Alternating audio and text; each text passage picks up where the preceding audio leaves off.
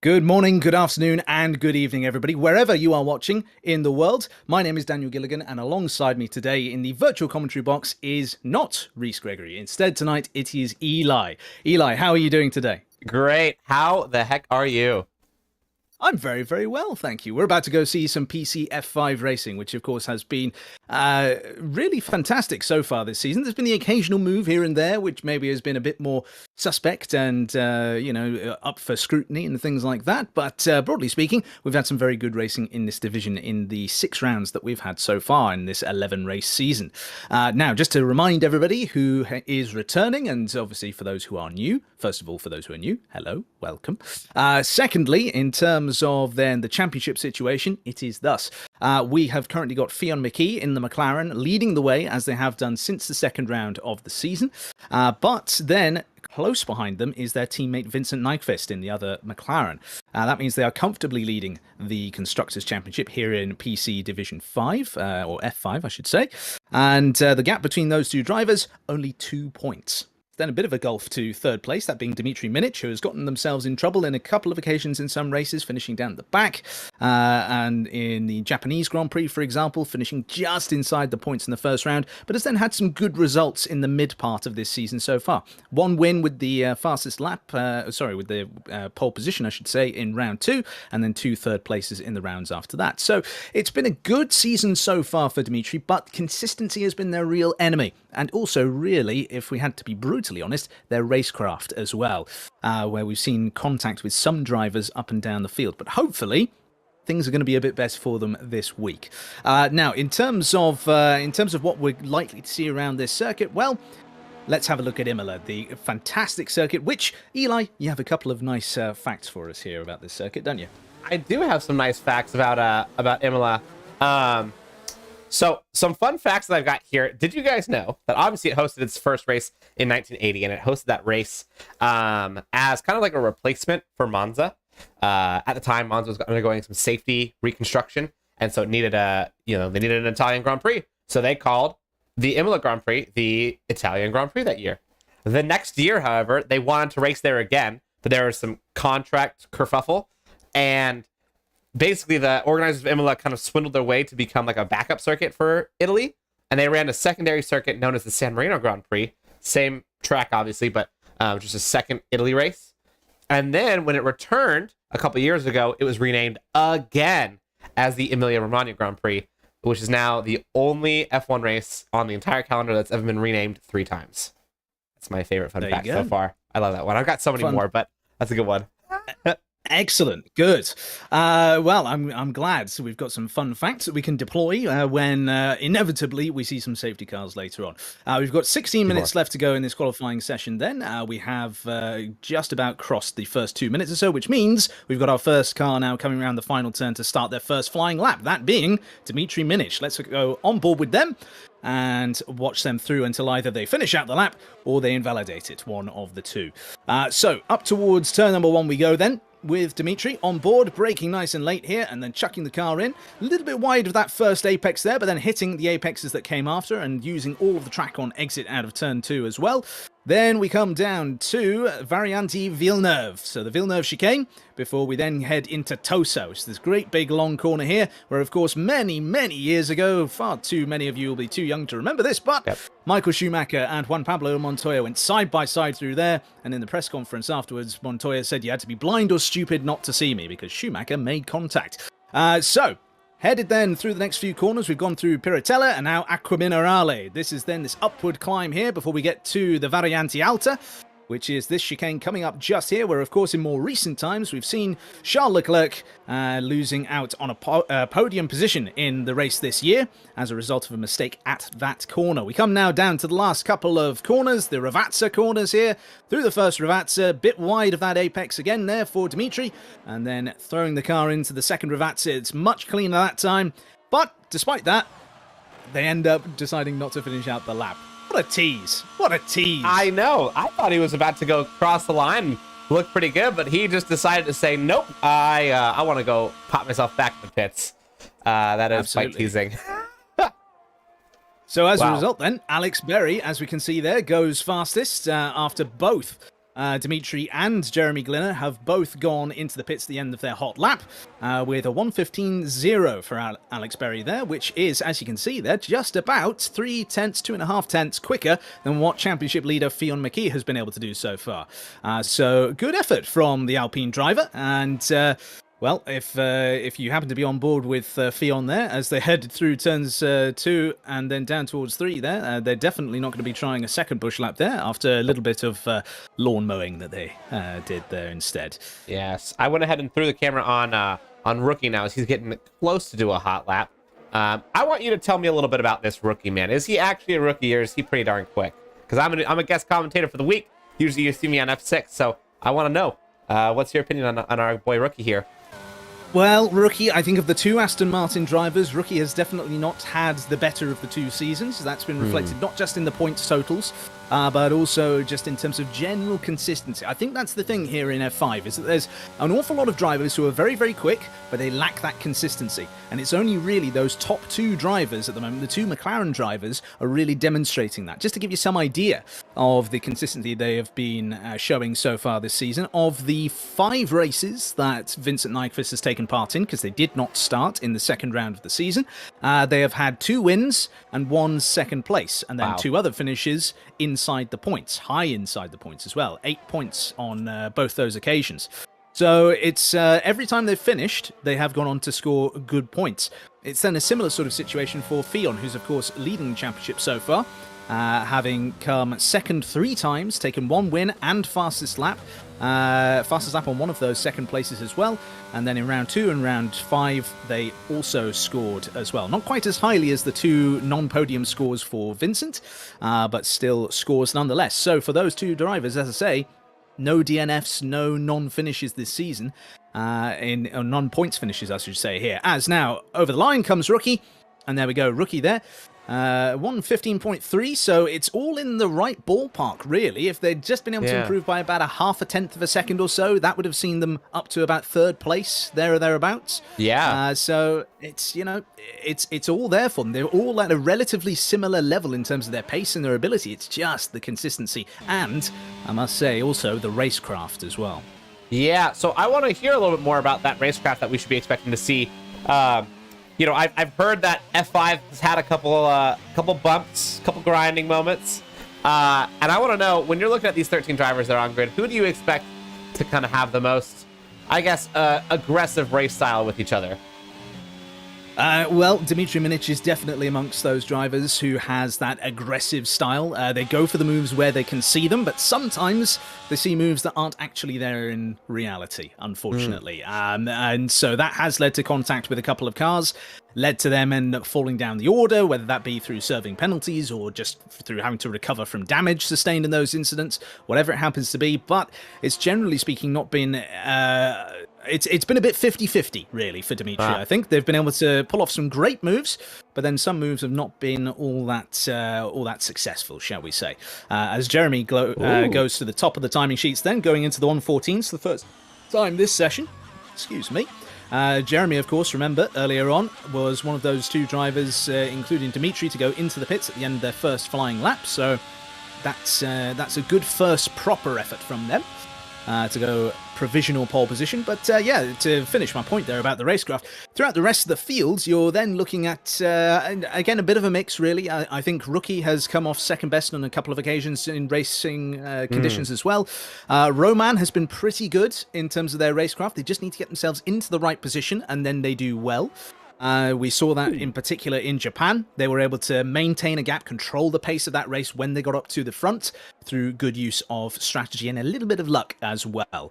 And then, of course, Jeremy, very quick driver, has been able to make some absolutely bang-on strategy calls with regards to things like changing conditions in the rain, and been able to get themselves massive amounts of pace as a result. But it has then been a case where sometimes they've then been the victim of their own success. You know, in the best position, very pacey car, they've not then been expecting cars in front of them to maybe be braking earlier, and then there's been incidents as a result. So, in terms of on the face of it, Jeremy has not had a particularly successful season, with 1 did not start, 1 did not finishes, and 3 non-scores. But the one time they have scored, they got the win and pole position. So there's an awful lot of pace on board Jeremy Glinner, and they just need to hook it all up and get it all together. I think it's more than fair to say that at this point in the season, the championship challenge is unlikely due to consistency of the top two. But I would say definitely keep an eye on Jeremy for next season. I think that when they get their consistency issues sorted out, they are going to be a force to be reckoned with in whatever division they take part in. Now, one person that I've been watching on this hot lap right now is Maceo. I'm not exactly sure how he likes it pronounced. But I've noticed that they've had quite a bit of improvement from lap to lap. I watched a little bit of their previous lap, and that's a half a second gone, immediately shaved off. So it looks like basically all these drivers within, give or take, about half a second of each other, with Mattia as the outlier. Do you expect this gap to shrink or grow? I expect, well, crikey, I don't know whether that was on the stream or not, but Maceo suddenly deciding to just straight line. He's going again. And they're going for it again. They're actually using the old Imola layout. So Tamburello, they think, no, this is not a chicane. No, not at all. This is one great big long corner. But there we are. Thanks for keeping us entertained there, Maceo. As just worth noting, we've got Fion currently on a lap. I think they're a driver who... Oh, I say that as I switch to them, they then go off into the runoff, so this may not be the quickest lap in the world from Fion. We'll take a look at the sector split, which is coming up just in a moment's time, see how much faster or slower they are versus their personal best. They are 4.7 seconds off, so maybe we don't want to look at Fion for this lap. But yeah, interestingly, as well, unless they are showing up as a different name on your screen, we don't have Vincent Nyquist in the other McLaren. I'm seeing a JXN 248. That's what I'm seeing as well. Yeah, okay, so no Vincent. So all of a sudden in a championship where they have been performing very well indeed, but then just, they've had a bit of a fight back in terms of getting those points they lost out on through not taking part in the second round. They're now not taking part again in another round. That's not going to be great for them. But their replacement here, JXN, seems to be doing a very good job so far. They are... Oh, I say that, as they come across the sector split time, they have suddenly lost the pace. They'd gone purple in Sector 1, but now they're a half a second down on their best time. So there's been a mistake somewhere in Sector 2 that's been significant enough to completely remove that advantage they built up for themselves. So that's a shame for them. Jeremy is now on a timed lap as well, so we can stay on board with the Red Bull. But yeah, so in terms of this circuit then, we're expecting to see... probably some DRS trains, probably some drivers having a bit of a tougher time in getting past. So then it will be that difference in terms of the quality in racecraft, shall we say. That's where we're going to then end up seeing some of the big moves happening and whether or not they then come off or not. If we look to the skies as we ride on board with Jeremy here on this latest fastest lap attempt, as they are just 700ths down on their previous best, which of course is the session the session topping time. It's a very good effort from them, and with these clouds gathering above here, that's going to be lowering the track temperature, which if we were in the race and they were on harder compound tires, that would be great.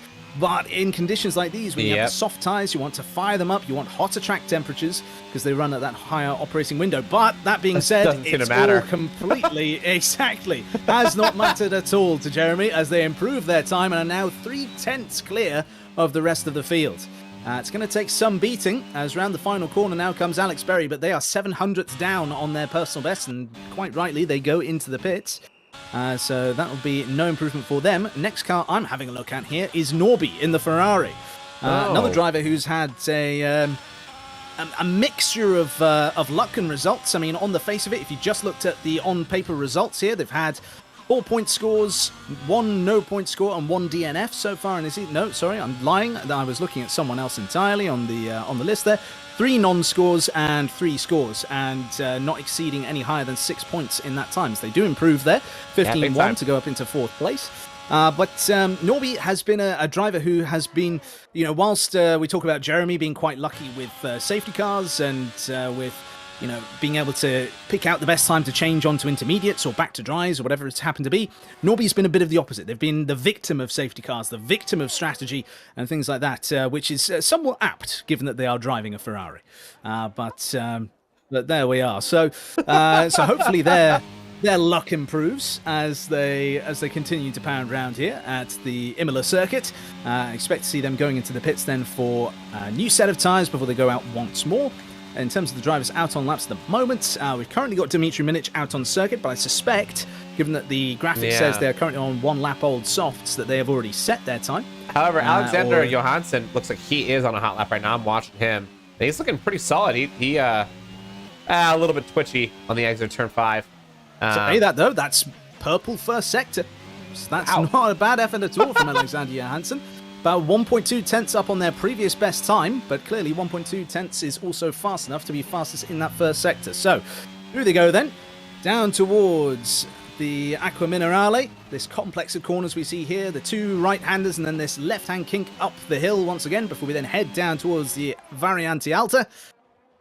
Onto the brakes here then, using as much of that yellow sausage curb as you can there, trying to go over and ride that curb as much as possible before then onto the power. A little bit of wheel spin, it looked like there in terms of the telemetry data. That could just be a connection problem on my part though, so we'll wait and see for how the rest of the lap shapes out. And it's off into the gravel at the Ravazza corners. And what was looking to be a very promising lap there for the driver down in P11 at the moment has fallen apart at the final hurdle. One thing I think that we should note here as they head into the pit lane is this pit lane. It's going to cause some major strategy deviations versus what we are used to, because of course in most Formula 1 circuits tend to be looking at somewhere between 20-25 seconds pit lane time in terms of getting in, coming to a stop, getting serviced, and then heading back out again. But with Imola here, it's such a low speed limit and has such a long exit in that pit lane that that we are looking at something in the region of 30 or more seconds in terms of your pit time. So that's potentially going to mean then that drivers who get the overcut done on drivers who have maybe dropped back into traffic, or those who get the undercut done and have clean air, they're really going to then have a benefit versus drivers around them who they are trying to pass on strategy in this race. Yeah, I must agree. The long pit stops here have always caused a lot of, a lot of action in the way of, strategy. You're right that this track is pretty hard to overtake on, and so really their only opportunity is those pit stops. And if they don't make them absolutely clinical every single time, and if they don't time them exactly right every single time, it could be disaster, or, the race-winning strategy, depending on how it's played. Now, I'm watching Jeremy Jin right now as he's just about to start his next hot lap. It's 14.7. He is miles clear of the field. 0.3 is a huge gap in F5, and I'm expecting him to improve even more. Now, how much more, I'm not sure, but if he can get himself to a 14.5, that would be insane. What do you think?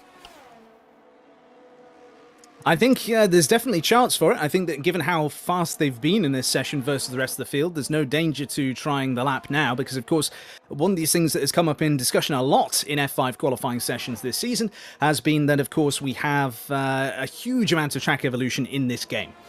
So it is all about getting onto the circuit at the right time, not just having clean air, but also having as much rubber laid down by the other cars as possible. And as we see there coming out of Tosa, great big oversteer moment for Jeremy, and they've really backed off now. So they're going to try and now fuel save around the rest of this lap, recharge the battery, and then possibly go for another attempt, because certainly at this point, there's not going to be any time to get into the pits, get a new set of boots on, and get refueled and go once more. So it is all going to be about what is possible from here on out.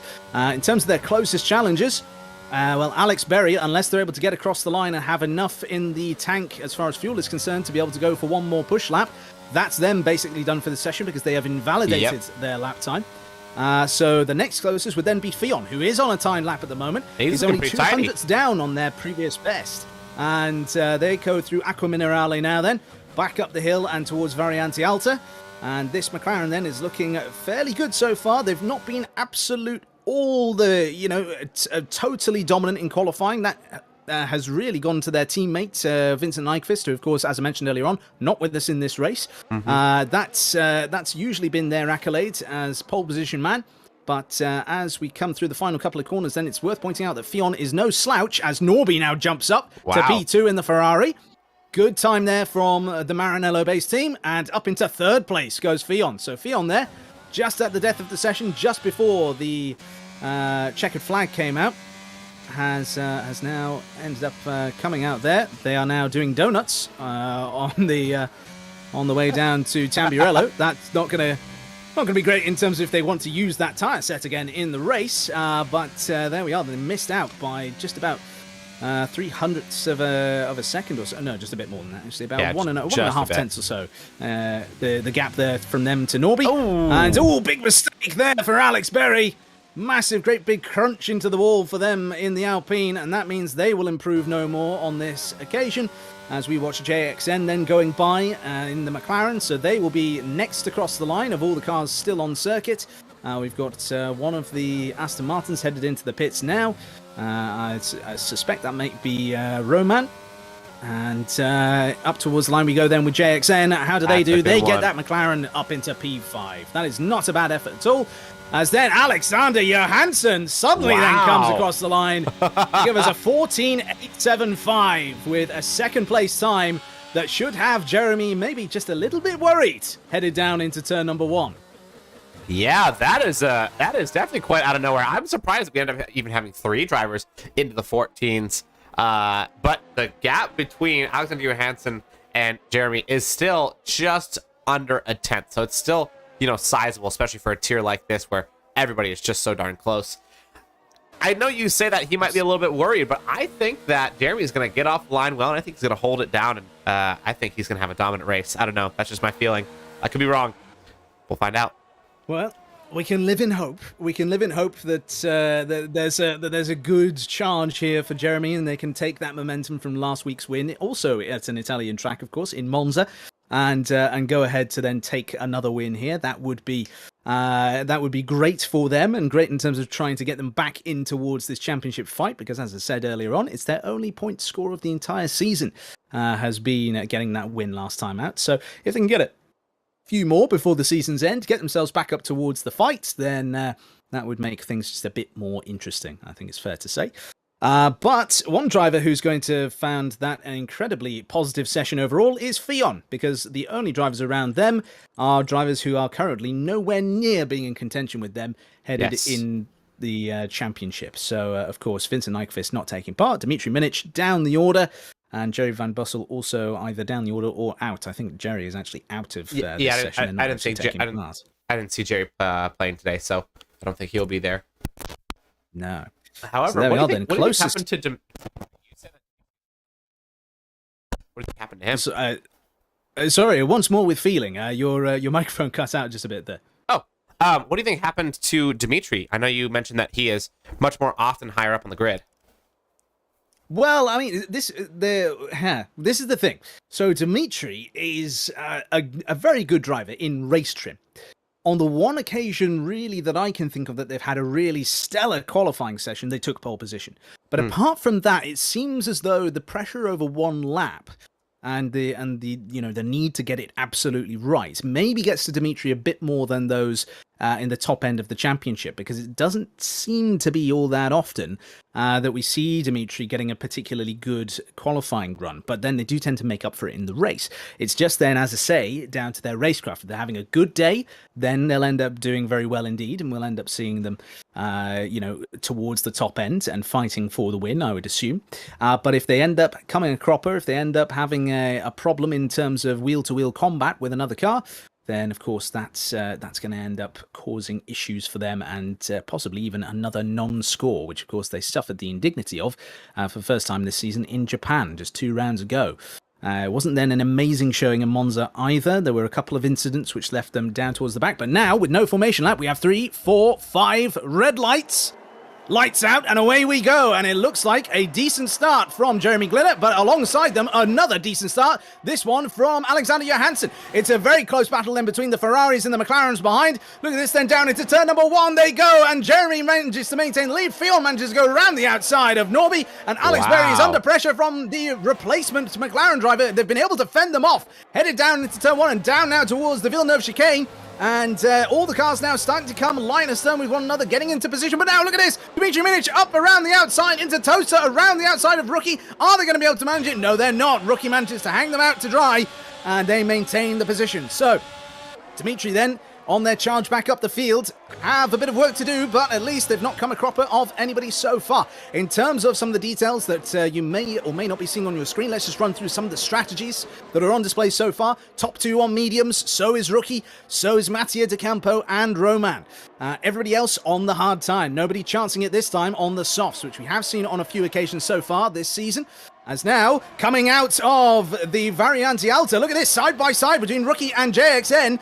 JXN with a terrible exit through that chicane, and now into the Ravazza corners. The Aston Martin gets ahead, compromises the line of the McLaren, and that might mean that all of a sudden Dimitri Minic is interested, as Jeremy crosses the line to give us our first lap, and no safety car. No safety car. That is already a win in my book, honestly. We're still under racing conditions. Ooh, look at Dimitri Minic. He is thinking about around the outside of JXN. Almost gets on the softest curve, so he had to back out a little bit, but doesn't back out too much, and he stays right behind him. That could have ended much worse than it did. I'm kind of impressed they could hold it down together, but the Haas gets a little bit opportunistic. Yeah, absolutely, and you can see there, they just get too close together, and that's, again, I want to give Dimitri the benefit of the doubt here, but from what I was seeing there, that looked to me as though they just did not give the space on the exit and just tried to force the Haas off of the circuit or onto the curb at the very least, and then that's ended up meaning that they've then lost out because they made contact. They've then been forced into a position by Joris in the Williams behind, where they've then been not in the optimum position on circuit, and then of course Mattia has been able to get on by. Fion now has 3-second time penalty very early on in this race. Look at Rookie now as well, right up on the back of Alex Berry. This is very close between them, but Fion perhaps just pushing that McLaren a bit too hard, trying to stay with the leaders. They need to just bear in mind, just be a bit more circumspect. They're on the hard tyres. Of course the leaders are going to be just that little bit faster than them, and Jeremy in fact is trying to go so fast that they're trying to break the DRS of Alexander Johansson, as it is now enabled on this lap. We've got a pass down in 5th and 6th. Rookie just made light work of Alex Berry. Really easy for him. No DRS even available quite at that moment yet because we hadn't gone back across the start line. So now Rookie's sitting up in 5th on those medium tires. I think he's going to make up 1 or 2 more positions. Maybe gets himself up into 3rd before he has to go pit. But the fact that nobody picked the softs, I think I'm pretty proud of. I think that would have been a super aggressive strategy. If I could think of anybody that would have, maybe it would have been Dimitri.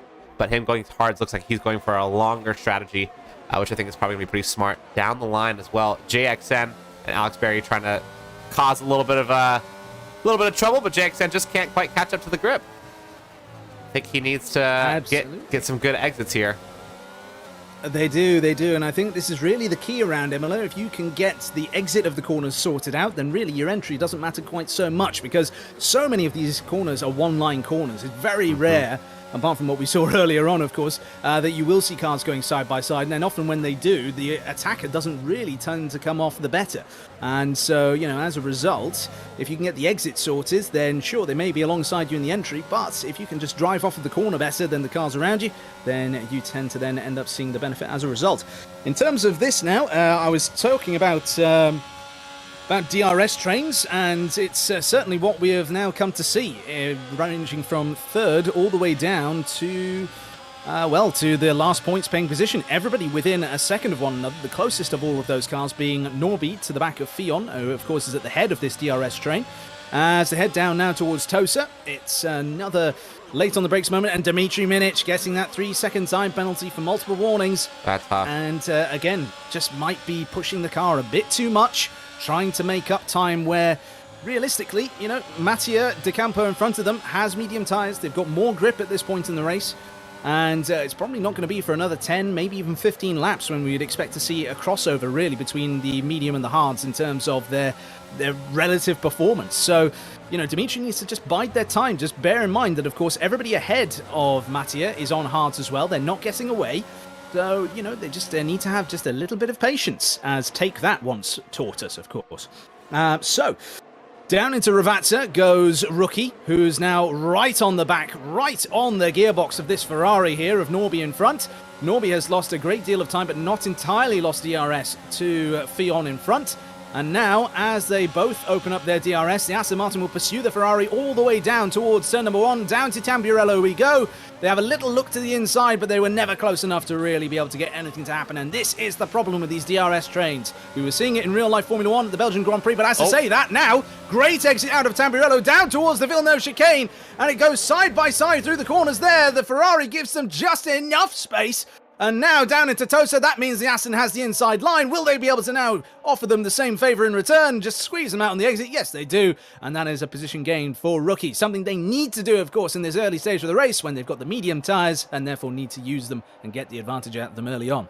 Yeah, that was some pretty solid racecraft too, right there between Norby and Rookie. I'm really quite proud by you're right, just barely enough space to keep it legal and keep it kosher. That was beautiful. And then Rookie recognizing, hey, I have the ability to have some trust in Norby right here. I'm going to go ahead and send this move that seems otherwise aggressive, and it worked out great for him. Absolutely, because that's the thing, of course, whether it be PSGL or any other league racing or on any other game or platform, that's the thing. You go into a league racing season, you start to learn more by racing them, the other drivers in your division. So then you can then build up that trust and that sense of confidence that the other guy isn't going to just force you off the circuit or push you wide. As we see here, move by Mattia De Campo around the outside of Alex Berry on the start-finish straights with the use of DRS, even though the Alpine itself had DRS as well. And now down into Tamburello, they make it look very easy indeed. Again, I think it's this offset and tyre performance at this earlier part of the race here. That's where we're really sort of seeing these moves happening. And again, Rookie able to defend from Norby there down the start-finish straight, despite the fact they did not have the DRS from Theon in front. And again, I would put that down to a good exit out of the Ravazzas and then powering on down the straight with those medium compound tyres. Especially given that now Norby is under increasing pressure. Big slide there for Rookie, and that allows Norby up the inside into Aqua Minerale, a place you would never normally see a move. And what a fantastic effort there from Norby to take advantage of that mistake there from Rookie. Bad bit of luck there for Rookie, really. It can happen anywhere on any curb in this game, that you just end up spinning up those rear tyres. They were good to catch it, but obviously bad luck to have been coming a cropper in that situation anyway. But with the grip that they have and the racecraft we've seen from them, and with the much closer to the apex line they took there through the first Ravazza, expect to see a counter-attack on Norby down this start-finish straight, especially given that Norby has the hard tyres and no DRS to the car in front. Look at this then, DRS open on the Aston Martin and for the Haas behind. He's flying. Oh, the Ferrari is going to need to be careful they don't lose two positions here. Down into turn number 1, into Tamburello we go. And there we are then. Move looks fairly textbook for Rookie there. I was expecting DRS trains. We're actually seeing some moves. I know. How about that? Now, I also do want to say up at the front, Jeremy Jin and Alexander had a little bit of a kerfuffle. I don't know how they just switched positions, but that's Rookie then going off. His mediums are struggling big time. I mean, he made a beautiful save, but it was a save that I'm sure he didn't want to have to make. Now Rookie and JXN are actually making a little bit of contact. Oh my gosh, it's like a 3 wide. These guys are pushing like nobody's business, and that's a spin right there. Crash there between Rookie who had been doing so well, and as we've been talking about in qualifying, a driver who so often gets no rub of the green despite being in the green car, and they have now fallen down the order when they were previously fighting for P4 in this race. What a catastrophe for them. That's a real bit of bad luck. Other driver who's been in the wars a bit this lap has been Alex Berry. They, down at Tosa, had some sort of incident, whether that was just a spin all on their own or whether there was contact, I'm not entirely certain, but I managed to catch them. They were on the grass on the inside of the corner, so that was a bit of a shame for them to drop down the order. Again, another driver who's been performing very well in this race, and just a bit of bad luck, really. But now, down the start-finish straight we go then. Mattia De Campo has that DRS open, gets on by Norby, and now has a just north of 2.5 second gap to close down on Theon before we get to the pit stop phases. Now, I don't know if he'll be able to close down that gap, though. That 2.5 second gap is quite massive, especially with how well Theon has been driving. I think that Theon is given the fact that he's on those hards, if it were me, I'm a big fan of the extending the tire strategy and looking at how dark the clouds are up there. I'm thinking weather is about to change pretty darn quick. And so if Theon and all the rest of the hard runners can just take these tires as long as they need to the point that it gets a little soggy out there, they're going to be in a massive advantage. Now, if the sogginess comes out in the next like 2 laps and the rain starts to come through, then obviously these medium runners are going to be really, really happy. But it's a gamble that everybody's trying their best to make right decision on. Half the grid's going to be right, half the grid's going to be wrong. Absolutely, yeah. And of course, Imola is one of those circuits which traditionally, in the F1 games that it has featured in, it's had a reasonably good chance of having rain come down. But one thing in particular is that here in F5, we are, of course, no strangers to wet conditions. We've seen them plenty of times, and they certainly do spice up the racing on this year's game. Of course, last year's game, if you had wet conditions, then because of how poorly the cars could follow one another in normal conditions, you tend to then see drivers of a similar skill level or just following one another around in trains, unable to really make anything happen, as we see down into turn 1 there. That was a move between Joris and Franek, P7. And that was just another good DRS pass there by Joris. They will now have to catch up to the back of Dmitry Minic, who is themselves on the back of Norby, who is very close still to Mattia despite the tyre offset. And Mattia has not really closed down all too much on Fionn these last couple of laps. It's only been about 2/10 they've been able to gain on the McLaren driver. Could it be at this point, as Dmitry gets another 3-second time penalty there for overstepping the track limits on the exit there of Piratella? Is it then a case that the mediums is now starting to go off of the cliff there? And starting to go, relatively speaking, slower than the hards. We'll wait and see, because if Norby is not able to get back within DRS, as they've now lost it, as Alexander Johansson gets a 3-second time penalty, pushing the car too hard, going a bit too wide, and then they have lost now the great big advantage that they would have wanted to keep a hold of, that being no penalties versus Jeremy Glinner up ahead. And, well, that is the way the cookie crumbles sometimes, as Dmitry Minic now, despite all those penalties they've got on board, gets another position there on Norby, and will now have to try fighting their way up towards the back of Mattia De Campo, and then trying to get that move done and try and get as far up the order as they can by as many seconds as they can. Because, of course, as you rightly say, if they're able to get the... Oh, no! Big incident for Dmitry! Big snap of oversteer, steered into the slide to correct it, but then all the grip loaded up once more, and then it was curtains at that point. They've now gone very, very slowly through Tosa, and are slowed right up to allow all the cars past. I think Dmitry is going to retire from this race, to be honest with you. That wouldn't surprise me if they've got this many time penalties early on. They've had a big mistake and dropped down the order, and now they've let everybody by. I think that's a reasonable assumption to make. We'll find out, of course, at the end of this lap. Closest battles on circuit at the moment, currently going from P7, 8, and 9. And those three cars there, Joris, JXN, and Alex Berry, all very close to one another on the circuit, all within DRS of one another. And then Franek, of course, leading that train up in P6, with Joris nice and close behind them as well. So now, as we come through the final Ravazza corner, will we see anything happen down this start-finish straight? Now, this is all going to depend, of course, on things like setups and ERS deployment. Of course, if we look on board with Joris here, they have got barely any ERS available at all. They're less than 10%. You can see that going on board with JXN, as Dmitry does retire in the pit lane.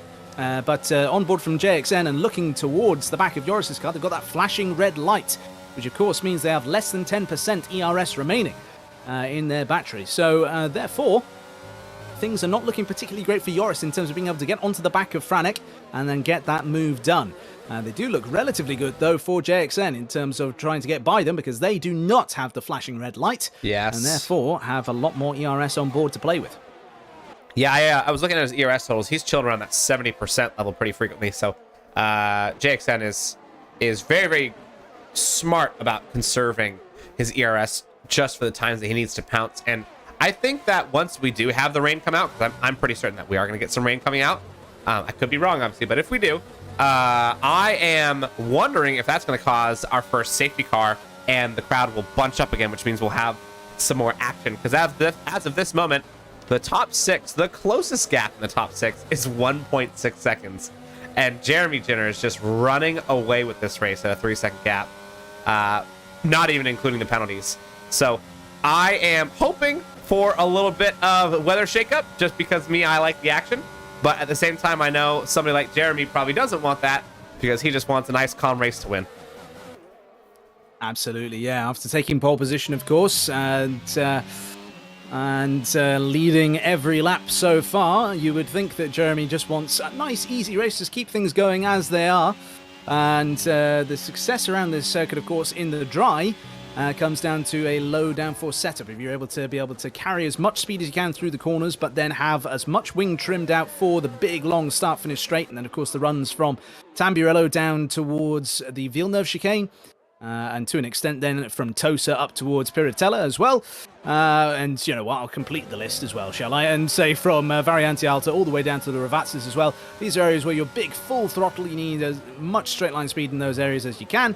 And of course then it also helps you to defend on the start finish straight as well. So potentially, if we do get the rain, we might see Jeremy becoming less competitive if they're running that much lower downforce than everybody else, because then it could mean then that with the rain coming and more downforce in other cars, they will gain the performance, of course, and straight line speed is then a bit less of an important factor.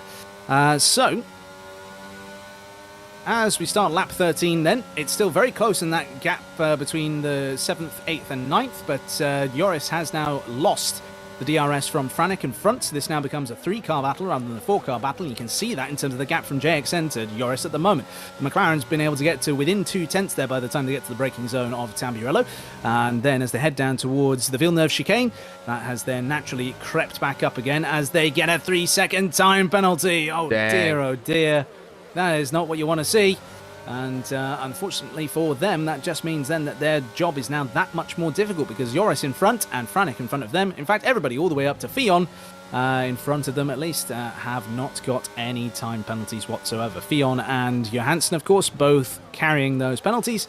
Yeah, things... Oh, and look at this big mistake from Franek. Big mistake from Franek indeed there coming out of Aqua Minerale. They then end up going onto the grass.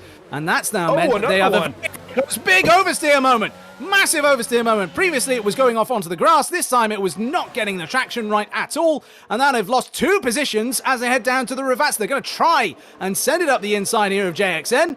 They forced them all the way off onto the outside curb. That, of course, that curb stopping Lando Norris from getting a front row start in last year's Emilia-Romagna Grand Prix in qualifying when he overstepped it. And now there's a McLaren being forced off there briefly, but now it looks like a massive overspeed for the McLaren there. Down towards Tamburello we go then, and into the braking zone. The McLaren gets ahead. So over the course of 2 mistakes, 2 positions lost there for Franek. Big mistake for them. As Maceo and Roman go by, Mattia Di Campo has gone into the pits. Rookie is really the only other driver who we can use as a frame of reference at this point for where Mattia comes out, because they're the only other driver who has pitted at this stage. He's been running around for 2 laps in clean air, soon to be 3 laps, of course, as they come round the Ravazzas in a moment, but they've not really been setting the timing sheets alight at all here. No, not a whole ton. I did see Rookie have a couple spins as well. I'd been watching the mini-map and I saw his car just kind of go off a couple times, so I think he's just trying to just put a finish in. Maybe he's just playing for the game of like, hey, you know, if 2 more people DNF, we get what I like to colloquially call an Oprah race, where everybody gets a point, you get a point, and you get a point. Maybe he's just playing for that strategy, just says, hey, to finish first, you must first finish. And maybe that's what he's thinking, but at the same time, you know, I think he's just struggling a lot. And like, look at that right there. He just goes a little wide and hits on the gravel again, so it seems like he just isn't able to lock it up. Maybe he even has some damage that we can't see. I'm not sure. Possibly. And, well, let's look at this then. We're starting to see some pit lane activity here. Jeremy is into the pit, so is Alexander Johansson, so is Norby, so is Franek. So the double stack for Red Bull then. Perhaps a good thing that Franek made the mistake then, so then that way there's not a massive delay between the stops, between himself and his teammate Jeremy, of course. Jeremy goes back out on the hards, and then the rest of the field that's starting to come into the pits, it's a mixture really. Some going onto hards like Mattia, who now passes Norby and Franek in the pits. And Norby then coming out on medium tyres, as does Franek. So interesting strategy play here from the Ferrari and the Red Bull driver, because to pit this early for medium tyres from the hards, of course, that indicates to me a 2-stop. What do we reckon? You know, I was going to say, oh, it's going to get rainy, but now it's starting to clear up. So it looks like the rain has gone backwards from what I was anticipating. I think you're right on a 2-stop strategy. I think he's going to make a move for the softs at the very end, which I love aggressive strategies, so I'm a big fan of that. However, is that actually going to be the winning strategy? That's obviously yet to be seen. It depends on how well Norby can really stick it down with low fuel and a high amount of grip. Same thing with Franek. But those guys that just put on the hards, like Jeremy, I'm sure he just wants to take it to the end. And I'm sure he can, because he only's got, 16 more laps to go? That's light work. Absolutely it is. And Jeremy then comes across the line now to start their 16th lap of this Grand Prix. Fionn, of course, still leading the way, has decided to stay out. So, of course, they are on that alternate strategy, starting on the hard tyres. So themselves, their teammate JXN, and then Joris, Alex Berry, all starting on hards and all staying out for at least the foreseeable future. I'd wager until something in the region of lap 20, perhaps. We might then see them come in and change over onto fresh mediums, then go to the end of this race. But then, of course, the big question is going to be how far back Jeremy is at that point. Right now, from my very quick mental maths, it's looking about 18 seconds or so.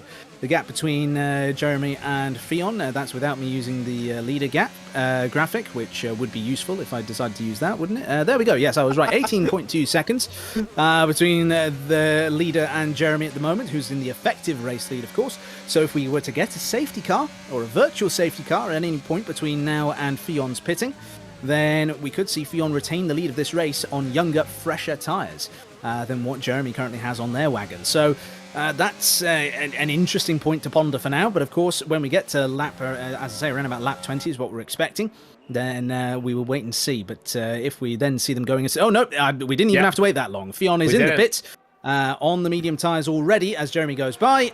Alex Berry will join them any second now. I lie. Alex Berry is also in the pits, going on to a new set of mediums as well. So it's Maceo, Roman, and Alexander Johansson who all go by Fionn at the pit exit. And sorry, go on. Go ahead. We almost just had a safety car. I happened to go on rookie camera, and he was up against the wall. He doesn't have a front wing. He's looking like a little anteater out there. I've always noticed that the F1 cars look like little anteaters when they don't have the wing. He's had a couple crashes. I've seen yellow flags coming around from his general area on track multiple times these last 2 laps. He is just not having it today.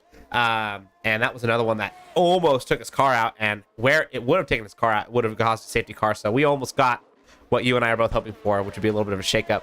I do want to also point out one thing. Jeremy, when he was on the fresh tires, he had gapped out a huge gap between him and Maceo almost immediately.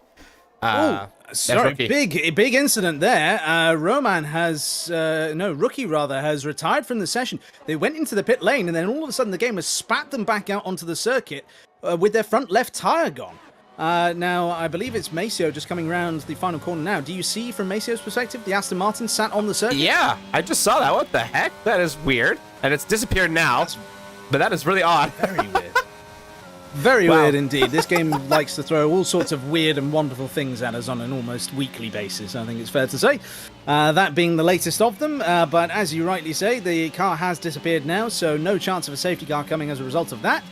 I'm sure if in the real world we suddenly had a car sat with no wheel on it on the start-finish line, then we would be getting the safety car out pretty quick. PDQ, for those who know what that acronym means. I dare not risk the wrath of the censors. It means people deserve quality. That's what it means.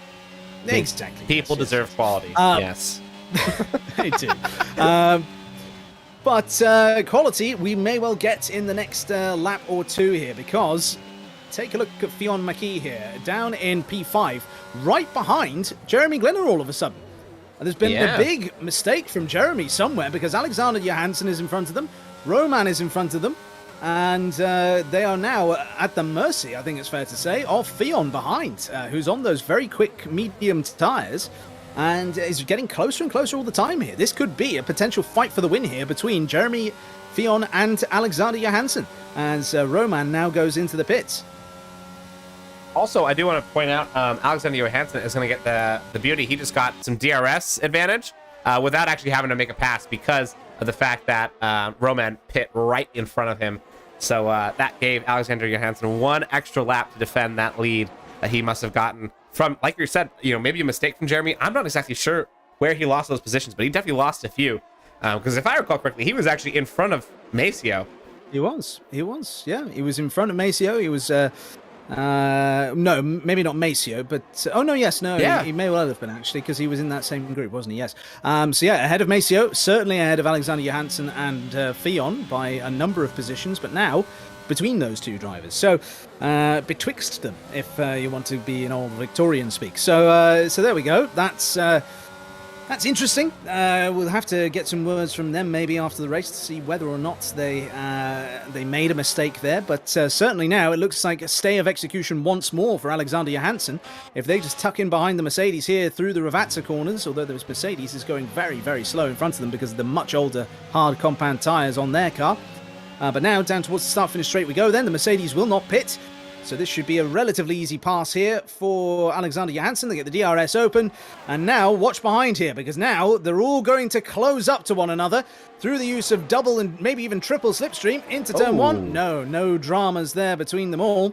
But Maceo now loses all three of those positions, loses the race lead. And it's now Alexander Johansson leading this race for the first time. As right behind them is Jeremy, former leader of this race, pole position winner, of course. And then right behind the pair of them is Fionn on those medium tyres and sticking very close to the back of them. So close, in fact, look at this. They're not going to try into Piratella. No, surely not. Up the inside in Piratella corner.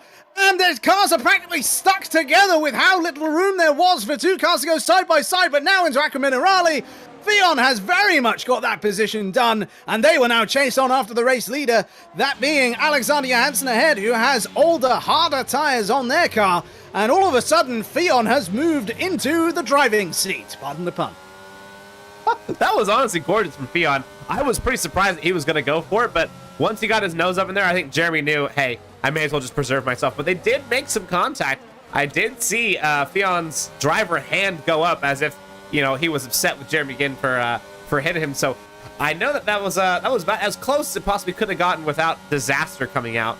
But Alexander Johansson is holding down in DRS like nobody's business. It's like he's not even being affected by the DRS disadvantage. So either Alexander Johansson has an amazingly good setup, which might almost not be the DRS they need to worry, though. Sorry to interrupt you. Might not be the DRS they need to worry about, because as they headed through Tamburello there was a really poor line on Alexander Johansson's part, and same sort of thing really on the exit of the Villeneuve chicane there we could see as well. Headed through Tosa, the gap is relatively stable between the pair of them, but both cars have had flashing ERS lights, so both of them clearly at a very low ERS state of charge, and given the nature of the Imola circuit, there's not really too many big heavy braking zones to be able to recharge that battery. So therefore, this is then going to start to come down towards setup and tyre condition. So really, Fionn needs to make this move happen sooner rather than later, and with corner exits like that, they definitely can. Yeah. But it's these next couple of corners coming up. It's the Ravazzas where they need to really nail it versus then Alexander Johansson maybe not nailing it. And so through Ravazza 1 there, relatively equal. And same through Ravazza 2 as well. So they need to get onto the power here. And onto the power they have gotten it. 2.5 tenths the gap then as they come across the start-finish line. And as DRS opens up, you can see their flashing red lights on the back of the AlphaTauri as they try and defend now down into turn number 1. But is it going to be enough? I don't think it will be. Greater grip on the inside with those medium tyres. And now Fionn, as their teammate sets the fastest lap of the race, takes the lead of the Imola Grand Prix, the Emilia-Romagna Grand Prix. Oh, that was a good move from Fionn. I honestly wasn't sure if he was really going to commit to it, but once I saw Alexander Johansson kind of relegate and move off to the right side, I knew Fionn. He was like, yes, this is all mine right here. I'm going to push him wide if I have to. But Fionn made it clean. He made it done really quite textbook, as you would say. It didn't look like there was hardly any fight that Alexander Johansson put up for that. So maybe he's playing the preservation game. Maybe he's thinking, hey, Fionn's going to have to pit again. It's not really worth it for me to defend it. I'm not exactly sure what he was thinking, but it definitely looked a bit pedestrian. It did just a little bit, yeah. And I was about to say that over the course of this lap, it was looking like Fionn was getting a huge gap starting to form between themselves and Alexander. But then once it got to about 6 tenths, it then sort of stabilized throughout the rest of the lap. So through the first sector in particular, Fionn managed to get the move done, went through Tamburello, went through Villeneuve, and then into Tosa, had this great big lead. And now, all of a sudden, it's kind of stabilized, just sort of stayed where it was. So now, potentially, this is round 2 here. As you can see, flashing red light on the back of the McLaren. They've got no ERS at all, it seems. And now down in towards Tamburello, big closing speed, but no overtake on this occasion from the AlphaTauri behind. And this is really going to now put Fionn in a difficult position, because they need to be focusing on lap time. They need to be focusing on trying to pull away, trying to get as much gap as they possibly can in order to then have themselves be safe, or at least safe-ish, versus then getting the stop done at the end and then being able to either come out ahead if they're able to get a massive gap, or be able to come out close enough to then be able to use those fresh soft tyres, which is what we anticipate them going on to. Of course, they could potentially go on to fresh mediums, of course, but we anticipate it's going to be fresh softs, and then, of course, power on up to the back of what will be Alexander and Jeremy, and then get off away ahead of them. Although, of course, throughout all of this battling between those top two, it just means that Jeremy here can just patiently sit behind, because, of course, right now, their gap to Fionn at the front is 1.3 seconds. And both Fionn and Alexander carry a 3-second time penalty each. Yes. Oh. And make that 6 for Alexander Johansson. Oh dear, oh dear. Commentators curse and then some for Alexander Johansson there. But there we are. So down in towards Tamburello we go once more. Gone is, of course, the great big, scary, long left-handed corner that it used to be in times gone by. Instead, we have this chicane, and this chicane has caught Fionn out. As now up into the lead once more goes Alexander Johansson, after they just took the racing line, kept it on the black stuff, and Fionn disappears down into second place. Now, under massive strain from the attack from Jeremy here, and Jeremy now looks like they are going to attempt something similar to what was done to them by Fionn earlier on. Although, that being said, on exit, the McLaren has very good traction, is able to manage to break that 1/10 gap and actually bring it up to about 2.5 gap. So that's not bad going from them. But looking at the three cars on boards, rather, Fionn is really burning a lot of ERS to try and keep within this battle here. Whereas both Alexander and Jeremy are both starting to recover their ERS here. So now, does that tell you a little bit about just the raw pace of these drivers without any, assistance of a battery? I think that actually Jeremy Jenner and Alexander Johansson seem to be a little bit stronger just naturally on this track, but Fionn's been good about using the advantages that he has, whether it be tire advantage or ERS advantage. But now I think his luck is starting to run out, and he is really, almost getting taken to school by Alexander Johansson, who's like gaining time on him across the DRS straight where Fionn has the DRS advantage. So I don't know, man. I think this is looking a little bit sketchy for Fionn in these closing laps. Yeah, and of course they are now at about 8 laps in terms of tyre life, or tyre usage, I should say, for speeding, and the pit lane penalty there for JXN, who then retires from the session. So clearly things had gone wrong for them. That then promotes Roman and Maceo up into the points, which means it is a what race? An Oprah race. You get a point, and you get a point. Everybody gets a point. I just got so excited. There we go. See, we do good callbacks here on PSGL. We've got not many jokes, so we've got to use them wisely where we can. So as we head up out of Aqua Minerale and down towards Variante Alta, things have closed up once again in this battle for the lead here. Jeremy has been dropped a little bit by Fionn. That being said, then through Alta they go, and it looks like the time has been lost for Fionn, both in terms of their attack and defense, but it's starting to open up once again here. It feels to me as though these top two cars are trying to now really push and try and get away from Jeremy, given that they both have these time penalties on board. And now onto the start finish straight we go then. No overtake button being used by the McLaren, but it is being used by the AlphaTauri here.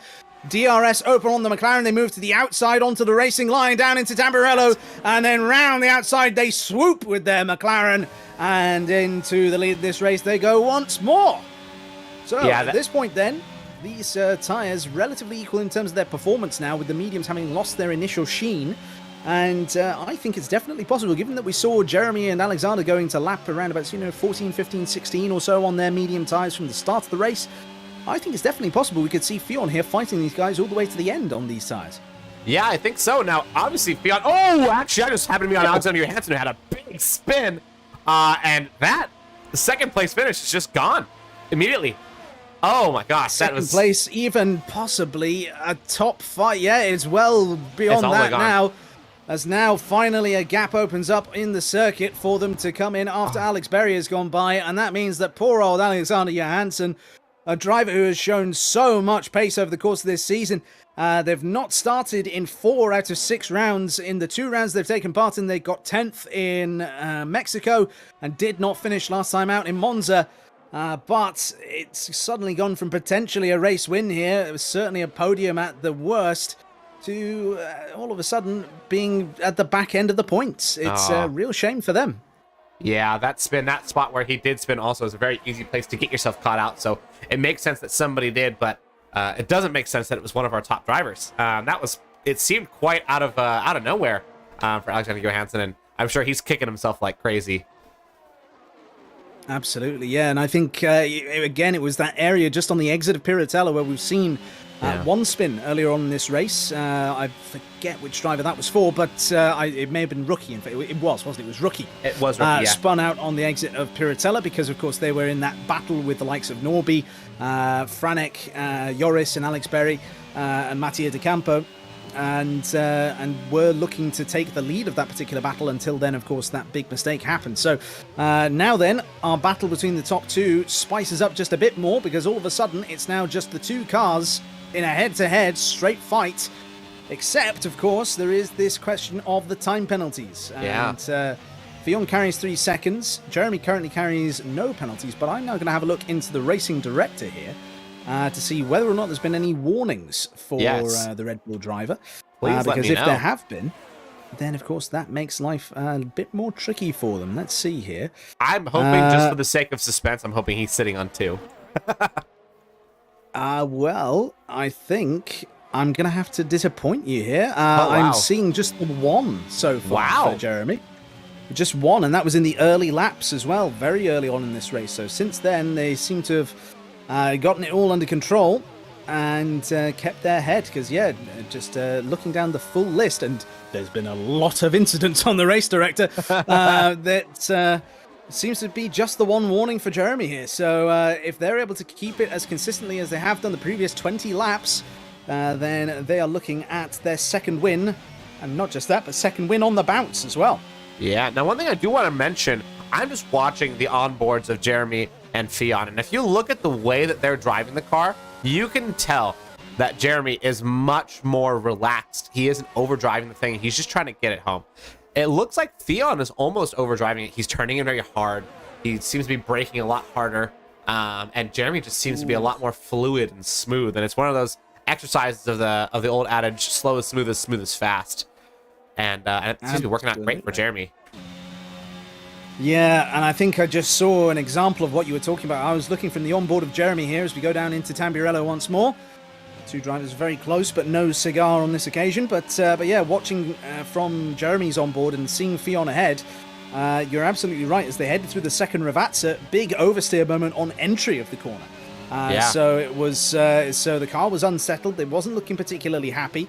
And then on exit, of course, they ended up losing time all the way down that straight, in part due to DRS, of course, but then also because, of course, of that mistake. So yeah, whilst they do have the younger tyres, they are the softer grade, the medium compound of tyre here. I think they are going to try and just get to the end and hope that they can finish far ahead of Norby, that they don't end up coming a cropper to them in terms of time penalties. So 2nd place potentially on the cards for Fionn. That, of course, is going to be no bad result for them, having started away down in, what was it, P4, P5, something like that at the start of this race. I think it was P5. Let's take a look.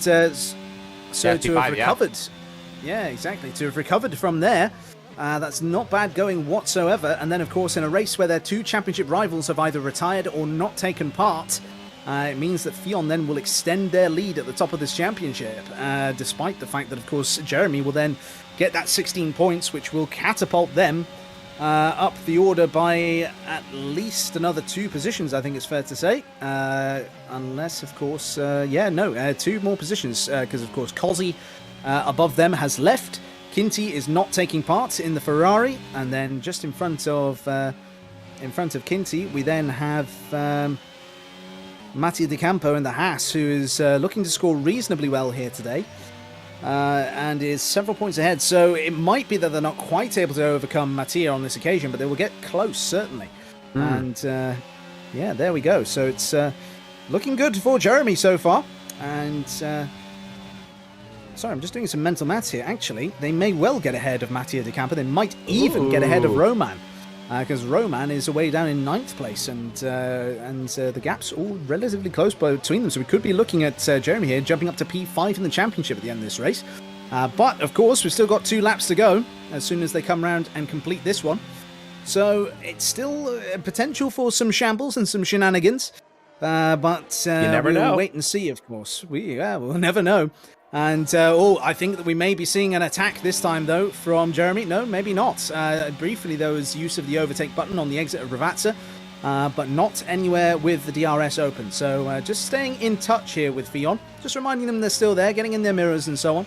And then, of course, when Fionn starts to run out of ERS, because they have been very trigger-happy in terms of trying to deploy it, trying to get that gap, trying to break the DRS from Jeremy behind, then if they start to be flashing red down the start-finish straight, that will then be the opportunity for Jeremy to get ahead on circuit. Because, of course, winning on time penalties is one thing, but being able to take the victory on the road as well is just all the sweeter, especially on a driver who was able to perform such an audacious overtake on you up the inside into the corner we've just gone through. Yeah, I agree. You know, there is something to be said about the on-track victory. It just feels too darn good. As someone who does a lot of league racing myself, I can confidently say, and I also do a lot of real racing too, you know, when you actually get that victory on track, it's just another level. You know, and the log books at the end of the week, it'll show a victory, but in your mind, it's never quite the same versus whenever you get it on track. So I wonder if Jeremy can end up actually getting in front of Fionn, or if he's even going to try, if he thinks it's worth it. Because he's just 4/10 out. It's such a close gap. It's honestly closing. I think he might try right here. I think he's going to. Overtaking full operation. Flashing red light on the back of the McLaren, so they've got nothing to defend with at all. And with DRS and the overtake button enabled, that means Jeremy retakes the position that they previously were sat in all the way back in lap 15 of this race. Now then, onto the final lap of the Emilia-Romagna Grand Prix. Here in PSGL PCF5, Jeremy retakes the lead and is likely to keep it all the way until the end of this one. They've set a purple first sector on this final lap of the Grand Prix, just to add insult to injury. So now, as we pound on through down towards the rest of this lap then, through Piratella, Maceo gets a 3-second time penalty further back down the road, but now through Aqua Minerale, things are still close between them. Big mistake then from Fionn, they lose time, and so any opportunity for Fionn to get back by is rapidly fading away through Variante Alta. It's now just a couple of corners to go, and after a sensational victory in Monza last week, down towards the Ravazza corners we go then with Jeremy Glinner, through the first Ravazza, through the second Ravazza, and now they will come out and go towards the line, using their ERS all the way to take victory in the Emilia-Romagna Grand Prix. Second goes to Fionn on the road, and likely will after time penalties are applied. And now Norby comes across the line to get a victory at home for the Scuderia. Here in Imola, Franek comes across the line, then in fourth, Mattia De Campos, followed home by Joris. And then Alex Berry will come across the line next on circuit. Will they be far enough ahead, though, to be able to defend from Alexander Johansson? I suspect they probably will. It should be. Across the line comes Alexander Johansson, a driver who we had pinned for being a podium finisher in this race. But alas, no cigar on this occasion. So, 8th place for Alexander Johansson. Roman, our winner 2 rounds ago, comes home in 9th this time. And Maceo, who took the fastest lap of the Grand Prix at the end of the previous lap, will come home to round out the results. So, confirmation of the results then for you here. The provisional results, of course, pending any stewards' penalties being applied, anything like that. We have Jeremy Glinner taking their second win on the bounce, with their second pole position as well this season. With a mistake there from Maceo, they're just trying to make it a bit longer for me to read all these names out.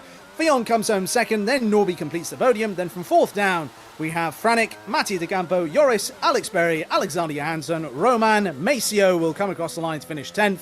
And then, of course, we have our non-finishers, the likes of JXN, and I believe it was then Dimitri after that, but we'll find out in a second once the all of the cinematics go off the screen. Driver of the day has been given to Franek there, but I want to know your thoughts here, Eli, because my suspicion is that yours may be different to that. Mine certainly is. It absolutely is. I'm going to give my driver of the day,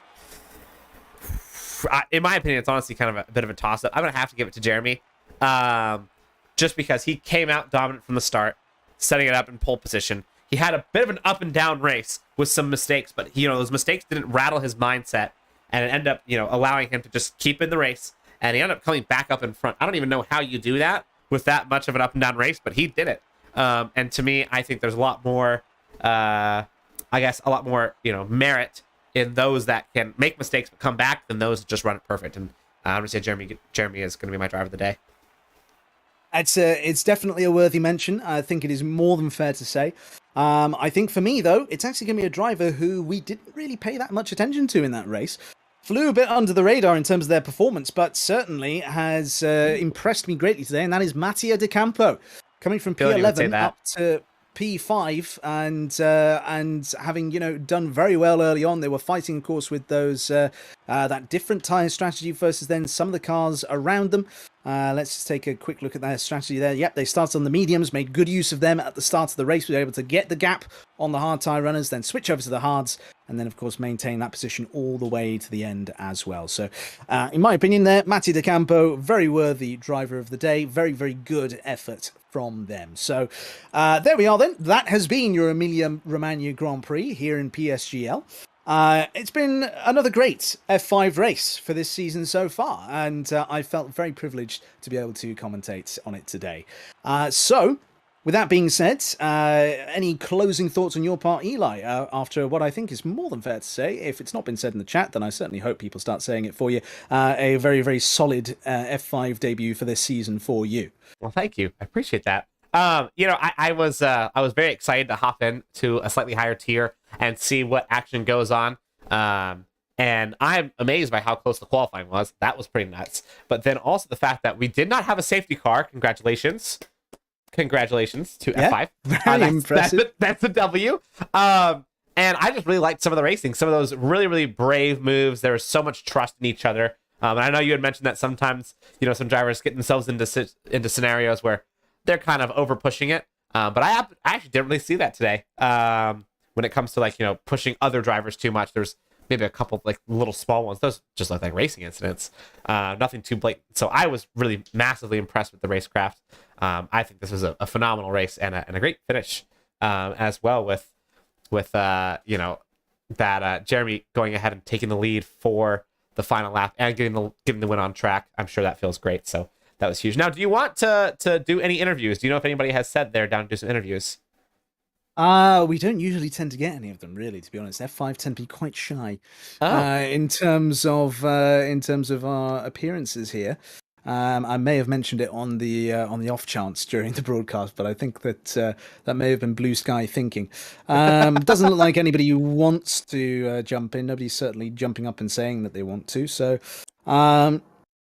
So yeah, that's me really as far as that's concerned. I want to thank everybody for watching. Thank you very, very much indeed. If you have enjoyed the racing that you've seen today here, then do make sure to subscribe to PSGL, because of course we have all sorts of racing going on all the time, and of course the main league around this time for PC, and then earlier on in the week for PlayStation. I want to thank very much Eli for being my companion today in the virtual commentary box and our virtual control room, making everything look fantastic for those of you watching along at home. Thank you. My name is Daniel Gilligan. Thank you very much for watching, everybody. Good morning, good afternoon, and good night.